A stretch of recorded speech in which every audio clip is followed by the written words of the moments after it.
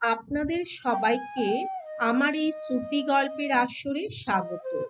আমার আজকের নিবেদন শ্রীমতী নীতা মিত্রের লেখা ছোট গল্প অস্তরাগ।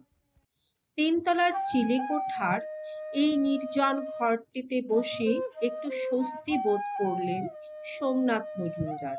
নিচে লোকের ভিড়, কেউ কাঁদছে, কেউ সমবেদনা জানাতে এসেছে। কারুর মনে নিছক কৌতূহল। নিজেকে এখন একটু নিজের কাছে একলা পেতে চান সোমনাথ বাবু। সূর্য মাথার ওপরে, ঝাঁ ঝাঁ করছে রোদ। ক্লান্ত কাকগুলো কা কা করতে করতে ছটফট করে ঘুরে বেড়াচ্ছে। দুপুরের এই নির্জনতার মধ্যে কেমন যেন একটা বিষণ্ণতা কাজ করে। সারাটা দিন যে কোথা দিয়ে কেটে গেল চিন্তা করতে করতে সোমনাথ বাবু চোখ থেকে চশমাটা খুলে নিয়ে কাপড়ের খুঁট দিয়ে মুছতে মুছতে গভীর নিঃশ্বাস ফেললেন। আজ ভোর 4টের সময় হঠাৎ ফোনটা বেজে উঠতেই কানটা খাড়া করেছিলেন তিনি। ফোনটা বড় ছেলে সুদীপের ঘরে। আর তারপরই বড় বৌমা ঝুমুরের দুকড়ে কেঁদে ওঠা শুনেই বুঝে ফেলেছিলেন তার জীবনে নবমিনিষির আজই অবসান হলো। বুকের ভেতর প্রতিমা বিসর্জনের বাজনা শুনতে পেলেন তিনি। সোমনাথ বাবুর স্ত্রী প্রতিমা দেবী এই দিন 7 হলো নার্সিং হোমে ভর্তি ছিলেন। এমনিতে তার রোগবালাই কমই ছিল, তাই ছেলে মেয়ে বউদের কাছে তিনি বেশ গর্ব করেই বলতেন, এই বয়সেই তোদের এত রোগ! আমায় দেখ তো, 55-56 বয়স হতে চলল, কবার ডাক্তার বদ্যির কাছে ছুটোছুটি করতে হয়েছে। সেই কবে তোর বাবার সঙ্গে এই বাড়িতে এসেছি। তারপর শরীরের ওপর দিয়ে, মনের ওপর দিয়ে কত তো ঝড়ঝাপটা গেছে। তবু তোদের চেহারা আর আমার চেহারার কত তফাৎ দেখ।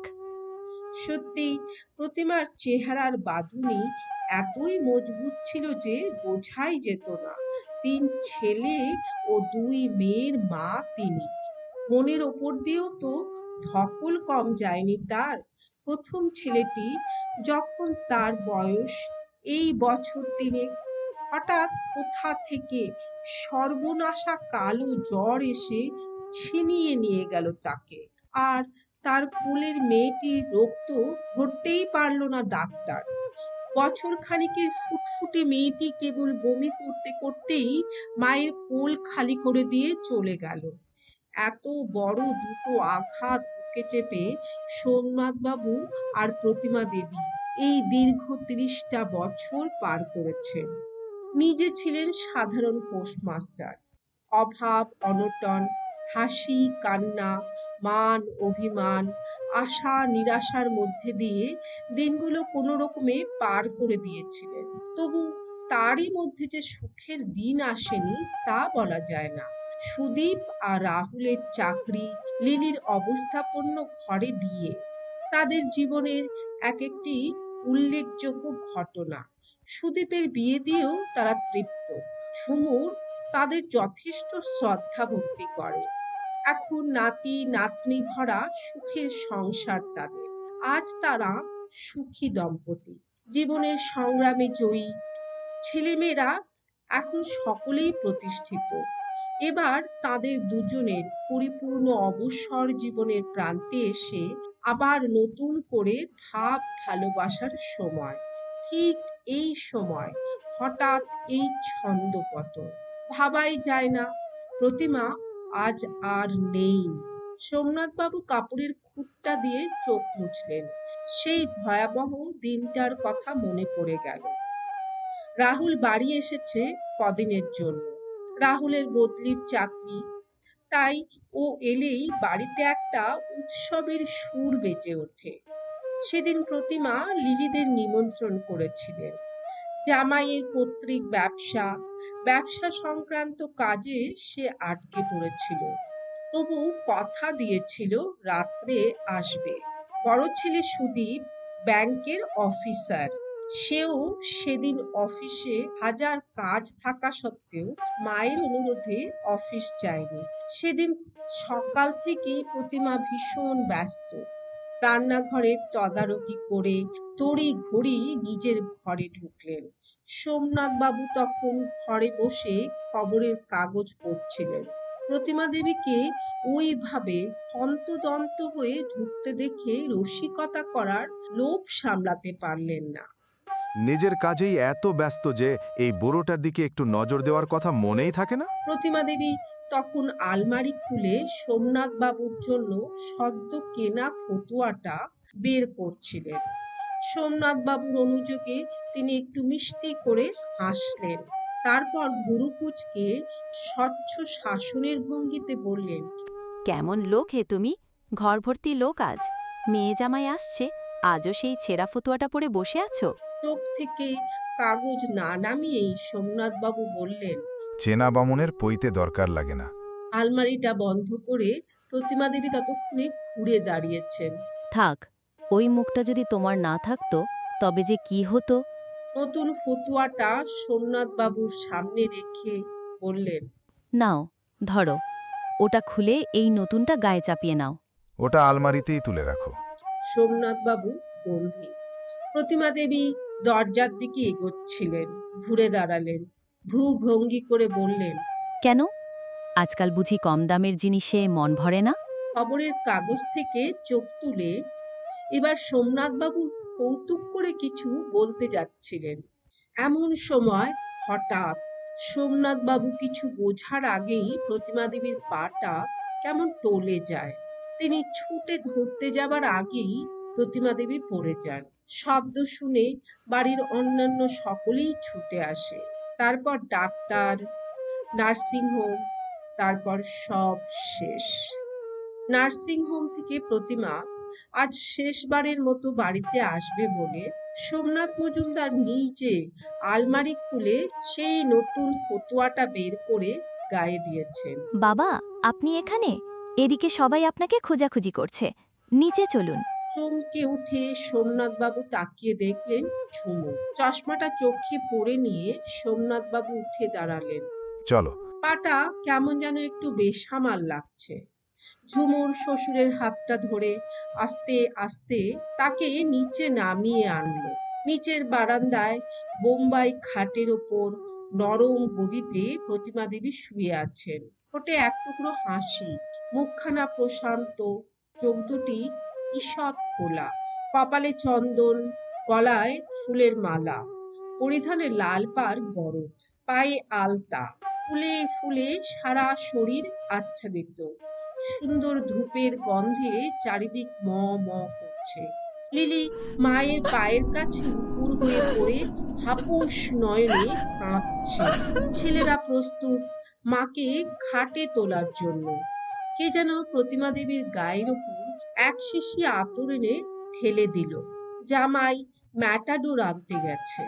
সোমনাথ বাবুর কানে এলো কে যেন বলছে, বড় ভাগ্যবতী ছিল গো, স্বামী, ছেলে, বউ, মেয়ে জামাই, নাতি নাতনি সব সাজিয়ে রেখে কেমন ড্যাং ড্যাঙ্গিয়ে স্বর্গে চলে গেল গো।